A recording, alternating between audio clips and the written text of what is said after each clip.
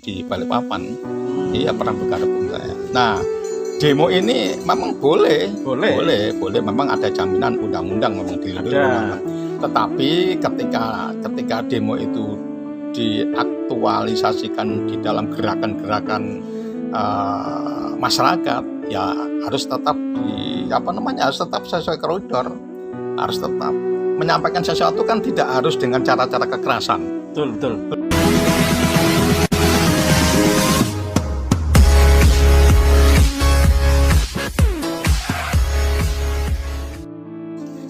Assalamualaikum warahmatullahi wabarakatuh. Waalaikumsalam warahmatullahi wabarakatuh. Jumpa kembali ke Ngobak Channel, ngopi bareng artis dan kiai. Masya Allah, beliau ini tamunya luar biasa kali ini, alhamdulillah. Siapa beliau? Tunggu dulu, Bah. Sebelum kita mulai podcast ini, alangkah lebih barokahnya kita bacakan basmalah. Bismillahirrahmanirrahim. Alhamdulillah, pemirsa Ngobak yang dirahmati Allah, gak usah tunggu lama lagi nih, langsung aja kita berbincang ke beliau. Assalamualaikum, Bah. Waalaikumsalam. Alhamdulillah, barakallah, sehat. Alhamdulillah sehat, Bah. Boleh tahu nggak namanya siapa, Bah? Ya, nama saya masih tetap satu, yaitu Agus Pamuji. Masya Allah, Abah Agus Pamuji. Agus Pamuji, ya. Terus kira-kira umurnya berapa ini? Wah, ini Maaf ya, Bah, kalau kita kan hitam nih. Ini udah putih semua. iya. Langsung aja pertanyaannya, tanya umur ini, Mas Ardiansyah ini. Kalau dilihat dari umur, mungkin orang nggak percaya karena melihat dari rambut ya. Iya, orang kan hitam, ini putih semua. Rambut putih semua, iya. Masuk dari dunia hitam sekarang menjadi dunia putih. Ya, putih, rambut saya ini sudah putih. Tapi dari usia, insya Allah usia saya saat ini sudah masuk di usia 61 tahun. Oh, 60 udah setengah abad lebih ya, Bah? Iya. Ini by the way, istrinya berapa ini? Istrinya berapa ini, Bah? Ya, alhamdulillah Allah ridhoi.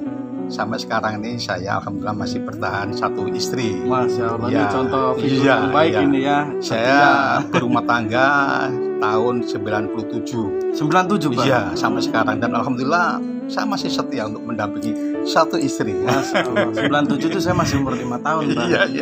Iya. Nah, pemirsa, saya kenalin nih, beliau ini adalah ketua DPD Ikatan IWOI, ya, Ikatan Wartawan Online Indonesia Kabupaten Jombang, Jawa Timur. Ikatan Wartawan Online Indonesia Kabupaten Jombang, Jawa Timur. Boleh tahu nih, Bah, kok bisa sih terjun ke dunia wartawan itu, Bah? Ya, terima kasih Mas Ardian. Terima kasih, pertanyaan yang cukup bagus sekali, pertanyaan yang sangat produktif. Ya, saya jawab apa adanya. Memang latar belakang saya memang dari media, dari wartawan. Iya. Saya pertama kali belajar atau berkecimpung di dunia wartawan itu ketika terjadi reformasi tahun 97-98. Reformasi, iya. Ketika reformasi 98 itu kerannya dibuka lebar-lebar, euforia luar biasa. Setelah Soeharto jatuh, Orde Baru jatuh, maka keran reformasi itu luar biasa, euforia masyarakat Indonesia. Nah, maka saya di situ mulai belajar untuk menulis. Ya, 98. Karena kebebasan dan kemerdekaan pers ketika jatuhnya reformasi, ketika dimulai reformasi, maka media itu diperbolehkan untuk berlomba-lomba mendirikan media massa. Terutama waktu itu masih ada surat kabar. Ya, kemudian ada dalam perkembangan berikutnya hingga saat ini muncul teknologi baru sehingga membuat para investor mendirikan media online sekarang ini. Ya, jadi kalau dihitung usia saya belajar di saya katakan saya belajar sebagai orang media itu ya dari tahun 98 sampai saat ini. Sampai 2025. Iya, kira-kira berapa tahun ya? 20 tahunan lebih, Pak. Iya, sudah 24 tahun. Terus ngomong-ngomong, awal-awal media itu ikut media apa, Bang? Ya, awalnya 98 saya bekerja di media lokal di Balikpapan, Kalimantan Timur. Oh, di Kalimantan? Iya, karena saya lama di sana. Tapi Abah asli Jombang? Asli Jombang, saya putra daerah asli Jombang. 98 saya belajar di media lokal, media cetak, kemudian harian, mingguan, tablet mingguan. Iya, tahu. Kemudian tahun 2002 Oke. kami mencoba melamar di anak perusahaan grup Jawa Pos yang ada di Balikpapan, Kalimantan Timur. Oh, Ya, di Jawa Pos ya, Bang. ya, Terus kira-kira keterima. begitu. Alhamdulillah diterima. Masya Ya, Allah. alhamdulillah diterima. Ya. Padahal basic saya itu tadi saya katakan dari segi pendidikan ya pas-pasan saja lah. Tapi karena saya punya kemauan, punya semangat dan saya ingin bagaimana menjadi wartawan di lapangan itu seperti apa, ya alhamdulillah Allah ridhoi. Sampai kemudian saya memberikan satu prestasi kepada perusahaan sehingga perusahaan bisa dalam sirkulasi keuangan, perputaran keuangan untuk di Balikpapan, Kalimantan Timur, alhamdulillah cukup Bagus ya? sehat pada saat Bagus itu ya. Karena dibantu oleh teman-teman di lapangan, di wartawannya. Oh, Iya, kira-kira begitu ya. Masya Allah, luar Iya. biasa pemirsa Ngobak channel yang dirahmati Allah. Ini gini, Bah. Iya, iya. Apa statement yang berkembang di masyarakat umum? Wah, wartawan ini kan biasanya maaf gitu ya. Iya, gitulah. boleh, bebas. Wartawan kadang-kadang kan suka cari-cari, Iya, suka meras orang. Iya, boleh. Itu gimana itu, Iya, Pak? Coba iya. diluruskan, Pak, ini. Ya, Pemirsa Ngobak, Pak. ya. Ini saya berpandangan belakangan ini karena ini kemudahan teknologi dengan dibukanya keran teknologi informasi yang sangat luar biasa masif ya. Sehingga salah satu investor atau katakan orang ketika punya modal ya 50 juta katakan seperti itu, dia bisa mendirikan media Sendiri ya. media perusahaan media pers ya. Pers ya. Tetapi perlu diingat kendala yang sangat krusial ketika seorang media itu tidak memiliki basic jurnalistik, maka dia juga kesulitan. Nah, yang paling penting ini adalah ukurannya adalah di jurnalistiknya, di wartawannya. Karena legalitas, dia harus ini dulu harus menjadi tolok ukurnya. Pertama apa? Basic ya. Wartawan harus punya kapasitas untuk itu, kapasitas sebagai seorang wartawan. Ya. Tidak bisa tiba-tiba ngaku wartawan tapi ternyata di lapangan atau ketika dia ditugasi oleh pemimpin redaksi dalam melakukan tugas liputan di lapangan ternyata dia tidak mampu, tidak bisa. Oh, Jadi ini pertama harus kuat dulu legalitas formalnya sebagai seorang wartawan ya. Oke, dari media perusahaannya sudah oke, dia punya media. Perusahaan medianya maksudnya. Iya, betul. Tapi wartawannya bagaimana? Maka dia harus punya wartawan. Nah, wartawan ini harus punya pendidikan khusus memang. Oh, ada pendidikan khusus Ada ya? pendidikan khususnya. Sama kayak lawyer dong. Iya. PKPA. Bahkan sekarang ini ada kebijakan yang dilakukan oleh Dewan Pers. Ada kebijakan ya, tapi belum keputusan menurut saya. Menurut saya ini ada kebijakan yang sekarang diterapkan oleh Dewan Pers. Setiap wartawan Indonesia itu hendaknya ikut UKW. Apa itu? Uji kompetensi wartawan. Oh, Mas. Dan itu bersertifikat. Bersertifikat diakui oleh pemerintah, oleh negara. Resmi. Iya, lewat Dewan Pers. Dasarnya dari mana Dewan Pers? Dasarnya untuk mengadakan UKW itu Dewan Pers adalah acuannya dari Undang-Undang Pokok Pers tahun 99 nomor 40. Dasar hukumnya di situ dulu. Siap. Nah, kalau wartawan tidak paham dengan undang-undang pers, tidak paham dengan kode etik jurnalistik, ya buat apa dia jadi wartawan? Akhirnya itu tadi saya katakan, mohon maaf ada stigma negatif. Wartawan ngaku wartawan tapi ternyata tidak punya media. Nih, dia ngomong lagi, Pak. Boleh. Kenapa kok disebut bodrek, Pak? Ya ini kan konotasi kan mohon maaf ya, ini kan sebuah konotasi yang tidak enak didengar. Ya katakan orang kalau sakit kepala, coba kamu beli di sana ada toko obat itu, beli kan aku ya, saya kepala pusing ada bodrek. Itu sebetulnya itu hanya sebuah stigma atau guyonan, tapi sebetulnya nggak enak kalau kita dengar. Kalau itu dialamatkan kepada wartawan yang sesungguhnya, sehingga wartawan yang memang profesional, wartawan yang memang itu media mainstream, akhirnya yaitu tadi ketika masyarakat ini bertemu dengan wartawan profesional atau dengan wartawan yang tidak jelas itu tadi yang saya katakan yang bodrek, ini kan sulit membedakan. Iya. Ini mohon maaf. Iya. Ini harus diluruskan. Maka saya sampaikan kepada masyarakat, kepada publik, bahkan kepada rekan-rekan seperjuangan kami dari kalangan wartawan, mari kita tingkatkan kualitas ilmu kewartawanan, kualitas pendidikan di jurnalistik. Lewat apa? Itu tadi bisa menggunakan jalur Dewan Pers agar mengadakan UKW di masing-masing daerah. Ya, itu boleh, resmi itu. Siap. Nih ngomong-ngomong, saya juga punya podcast, tolonglah di media. Wah, ini sangat mudah. Iya. Jangan kan kita undang masuk ke Ngobak Channel, Iya. nanti ya tolong sinergi. Ya. Podcast ini kan sebuah kebutuhan baru lah di bidang informasi, Betul. di bidang teknologi informasi. Nah, podcast ini sebagai sarana sekarang lagi sudah berkembang. Iya, Pak. Ya, Kita ini temanya tema alam, Mbak. Iya. Sesuai permintaan panjenengan di luar mau di alam biar tahu ada angin silir-silir. Apalagi kami diwawancarai oleh Mas Ardiansa ini mencari tempat lokasi yang luar biasa ini. Benar-benar pure, ini ada suasana alam yang sangat menyegarkan. Ini bagus ini. Luar biasa. Iya, sampai otak saya ini lagi fresh ini. Ya, senang saya. Iya. Terus gini, Pak. Ya, boleh. Ini ngomong tentang Indonesia, Pak. Iya.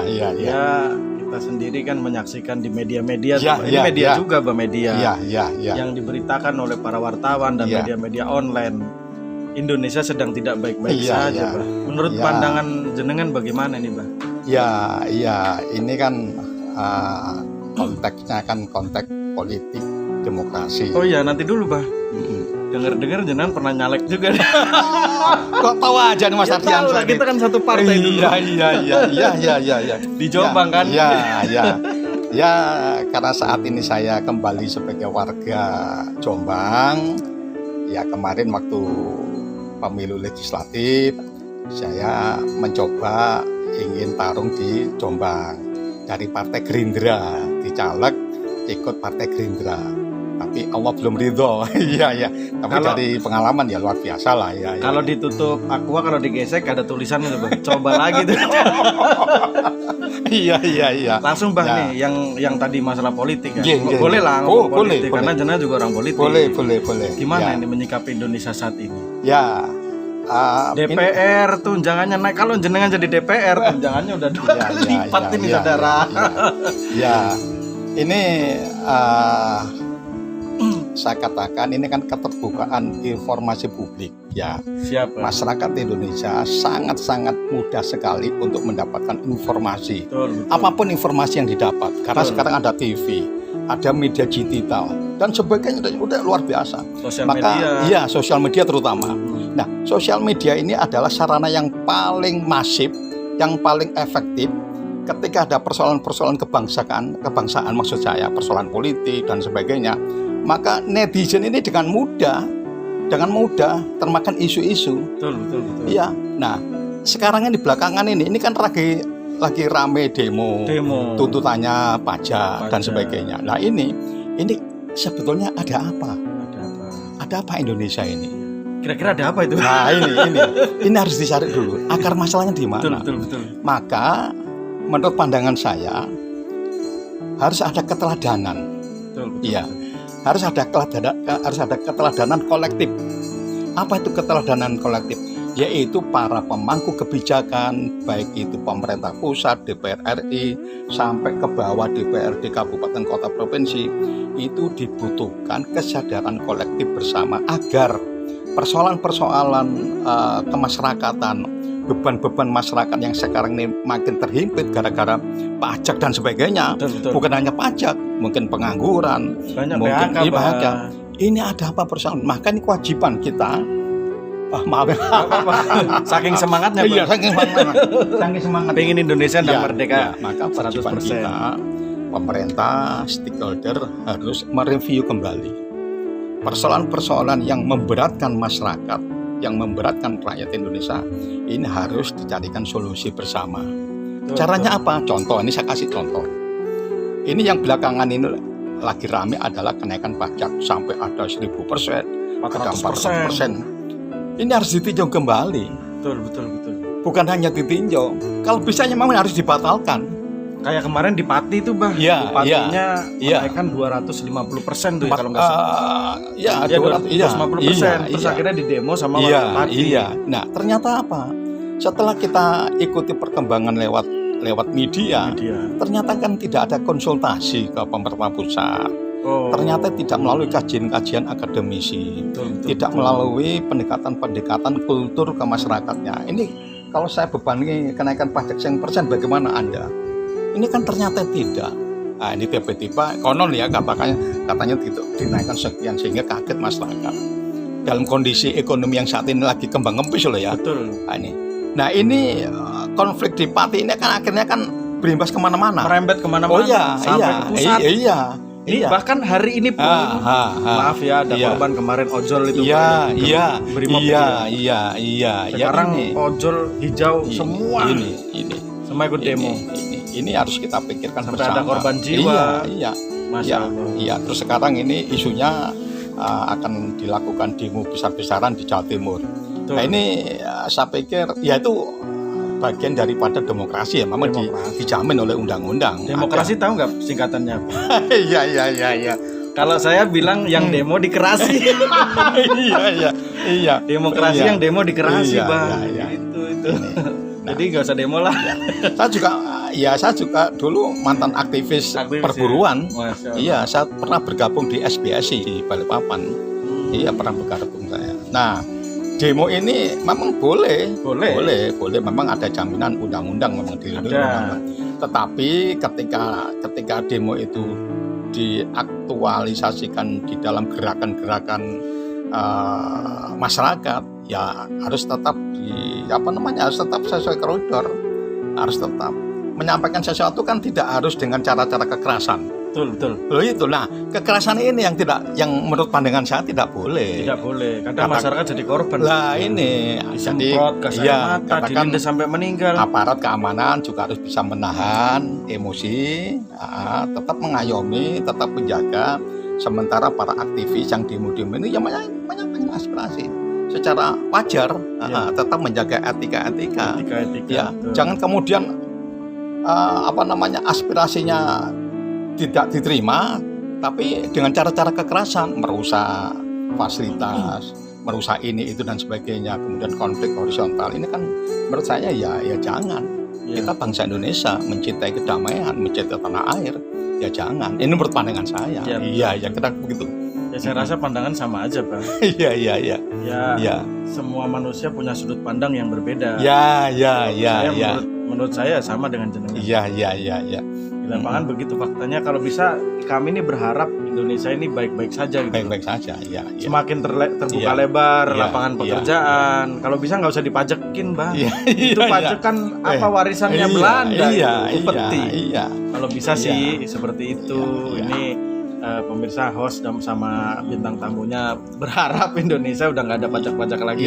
Harapan kita begitu, seperti itu biar makin memang makmur. tidak mungkin lah. Itu sesuatu yang tidak mungkin ketika pemerintah dalam ingin membangun sebuah program skala besar, ya tidak mungkin kalau pemerintah tidak mengenakan pajak.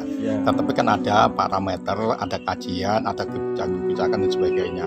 Tidak serta-merta pajak dinaikkan sekian persen sehingga tiba-tiba belum siap untuk masyarakat yang belum siap ya, karena kondisi ekonomi masyarakat kan tidak sama satu dengan yang lain. Kira-kira saya punya pandangan begitu, Mas Ardiansyah. Saya punya pandangan, diminum dulu, Bang. Monggo. Biar nggak terlalu tegang nih, Bang. Iya. Akhirnya haus, Bang. Subhanallah. Bismillahirrahmanirrahim. Alhamdulillah, pemirsa Ngobak Channel yang dirahmati Allah. Luar biasa sekali ya pembicaraan kami dengan beliau, Abah Agus Pamuji. Luar biasa pandangan politik beliau. Ya, karena kita nggak heran lagi beliau latar belakangnya memang di aktivis, juga di media harus update terus apa perkembangan yang ada di Indonesia ini. Karena itu jadi bahan juga, Pak. Bahan apa? Bahan berita. Iya. Luar biasa. Iya, Bang. Terus kira-kira nih, Bang, harapan apa menurut pandangan politik yang harus dibenahi oleh pemerintah Indonesia untuk rakyat, untuk kemakmuran rakyat, Bang? Ya, tetap harapan saya ya tetap kepada pemerintah dengan dengan pemimpin kita Bapak Presiden RI Prabowo, Bapak Subianto bersama seluruh jajaran terkait dari seluruh semua pemerintahan terkait dari pusat sampai ke daerah, kabupaten, kota, provinsi. Ya mari kita bersama-sama bagaimana menciptakan iklim ekonomi yang sejuk. Nah, iklim ekonomi yang sejuk artinya apa? Ekonomi itu harus dinikmati oleh seluruh lapisan masyarakat. Betul. Dengan cara apa? Berikan insentif, dibantu, digerakkan kembali potensi-potensi ekonomi masyarakat yang tadinya dampak dari COVID yang sekian tahun yang lalu ini kan dampaknya kan sampai saat ini kan masih terasa. Masih terasa sekali. Nah, ini wajib cepet itu. masih terasa, sangat terasa. Sehingga pemulihan ekonomi ini butuh waktu yang sangat lama. Belum lagi ini tantangan global, tantangan global internasional itu juga sangat berpengaruh. Maka dibutuhkan kepemimpinan yang kolektif, ya, dari mulai kepala negara, pemerintahan dan sebagainya.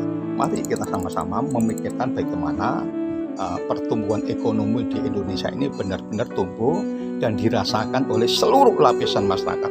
Bukan hanya sekedar bicara angka-angka, tapi faktanya juga harus dibuktikan di lapangan. Betul. Ketika membuat parameter ekonomi itu tumbuh sekian persen, tapi faktanya di lapangan masih banyak pengangguran. Banyak kelaparan juga. Iya, banyak kelaparan, banyak pengangguran. Betul. Sekarang lihat dengan adanya teknologi informasi, sekarang orang dengan mudah sekali lewat online. Nah, Betul. yang konvensional, toko-toko UKM dan sebagainya yang konvensional sekarang kan banyak yang tutup. Betul. Ini problem yang harus kita pikirkan bersama. Betul. Kira-kira begitu. Nah, maka mari kita semua masyarakat Indonesia, sahabat-sahabat saya yang aktivis jalanan, silakan demo, saya setuju. Saya juga mantan aktivis. Betul. Tapi dengan cara yang elegan. Kita saling menghargai, aparat penegak hukum juga begitu. Saya berharap ketika dia mengamankan sebuah demo, ya tolong jangan melakukan tindakan-tindakan yang represif, yang berlebihan, anarkis, saling menjaga emosi, nggak boleh marah dan sebagainya. Apalagi sampai ada korban jiwa. Ini tidak diharapkan sekali. Ini saya sedih, saya menyesalkan sekali. Baru-baru mendengar ada korban dari ojol sampai tertabrak, entah seperti apa, kita tidak tahu kronologinya. Tapi kan ini kan informasi kan sudah viral, sudah kemana-mana. Ini yang kami sangat sayangkan. Nah, khususnya di Kabupaten Jombang sendiri, karena studio podcast ini panjenengan Mas Ardiansyah bersama krunya ada di Jombang saat ini, ya saya pikir Jombang insya Allah kondusif lah. Saya percaya sahabat-sahabat saya, kawan-kawan saya, masyarakat Jombang insya Allah kondusif lah. Insya Allah, Pak. Insya Allah. Kondusif. Kami tahu karakternya masyarakat Jombang, ya kondusif. Insya Allah kondusif. Alhamdulillah. Iya. Mudah-mudahan juga harapannya pemimpinnya bisa mencarikan solusi-solusi dari problem-problem yang disampaikan oleh masyarakat. Seperti itu. Mbak, saya mau kasih tahu tujuan saya bikin podcast Ngobak ini.